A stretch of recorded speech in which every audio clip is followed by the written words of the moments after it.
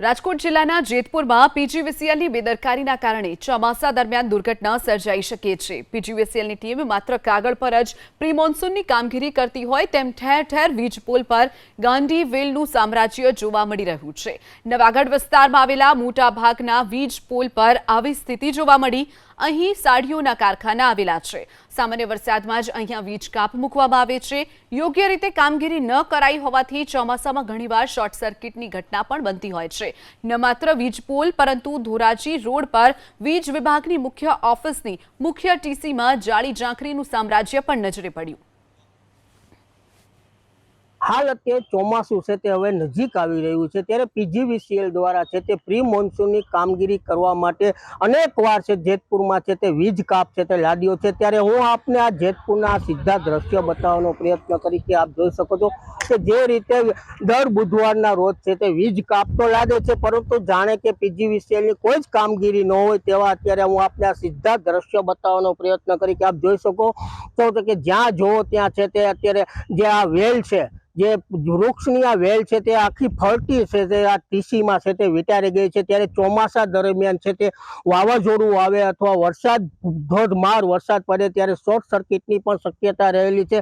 છતાં પણ પીજીવીસીએલ દ્વારા છે કે જાણે કે કોઈ કાગળ ઉપર જ પ્રી મોન્સૂનની કામગીરી હોય તેવું અત્યારે જેતપુરમાં છે તે અનેક વિસ્તારમાં છે તે જોવા મળી રહ્યું છે। ત્યારે જેતપુરની જો વાત કરીએ તો જેતપુરના સામાકાંઠા વિસ્તાર છે, દેલડી રોડ છે, નવાગઢ વિસ્તાર છે, કણકિયા પ્લોટ વિસ્તાર છે, જ્યાં જો ત્યાં વીજ પોલ ઉપર છે તે આ જ રીતના છે તે વૃક્ષની છે તે વેલ છે તે જોવા મળી રહી છે। ત્યારે આપણે સીધા રોડ ઉપરના દ્રશ્યો બતાવવાનો પ્રયત્ન કરી કે આપ જોઈ શકો છો કે વીજ કેબલો ઉપર છે તે રીતસરના છે તે આ જે ગાંડી વેલ કહેવાય છે વેલના છે તે સીધા જ વેલ વિચારી ગઈ છે, જેને લઈને ચોમાસા દરમિયાન છે તે શોર્ટ સર્કિટ થવાની શક્યતા રહેલી હોય છે। ત્યારે કહી શકાય કે જે રીતે પીજીવીસીએલ દ્વારા છે તે આખા મહિના દરમિયાન અનેક વાર જેતપુરમાં છે તે વીજ કાપ લાદવામાં આવે છે પરંતુ પ્રી મોન્સૂનની કામગીરી જાણે કે કાગળિયા ઉપર થઈ હોય તેવું અત્યારે છે તે લાગી રહ્યું છે। ત્યારે જોવાનું એ રહ્યું કે આગામી સમયમાં જ્યારે ચોમાસું નજીક આવશે ત્યારે જો કોઈ મોટી દુર્ઘટના સર્જાશે અને મોટી જો વીજ શોર્ટ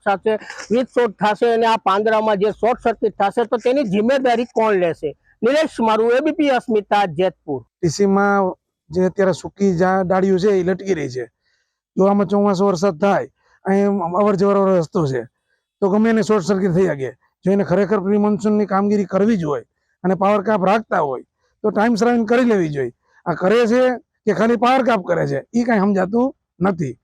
અમે એવી માગણી કરી છે કે જો ખરેખર જીબીને માણસોને પ્રત્યે સારી લાગણી હોય અને એને કામગીરી કરવી જ હોય તો પછી આ કરી લેવું જોઈએ, જેનાથી આવનારી સમયમાં કોઈ જાનહાનિ ન થાય, કોઈ મોટી નુકસાની ન થાય। જે પોલ દેખાય છે એમાં આ વેલ ચડેલી છે, ઝાડવાથી આખે વિટરાઈ ગયેલી છે, એનાથી અર્થિંગ થઈ શકે, નાગરિકોના ઇલેક્ટ્રોનિક્સ વસ્તુઓ ઉડી શકે, ફ્રીજ, ટીવી, એસી વગેરે, અને કોઈ ઢોર ઢાખર આવે તો એને પણ શોર્ટ લાગવાની શક્યતા રહી, નાના બાળકોને શોર્ટ લાગવાની શક્યતા રહી। તો આવું જે, અને મારું તો ત્યાં લગીનું માનવું છે કે સિટી વિસ્તારમાં આવી નાની નાની વેલો હટાવવામાં નથી આવતી, મોટા વૃક્ષને હટાવવાના નામ ઉપર કાપી અને વેચી પણ નાખે છે પીજીવીસીએલ દ્વારા, એવી વાત લોક દ્વારા ચર્ચાઈ રહી છે।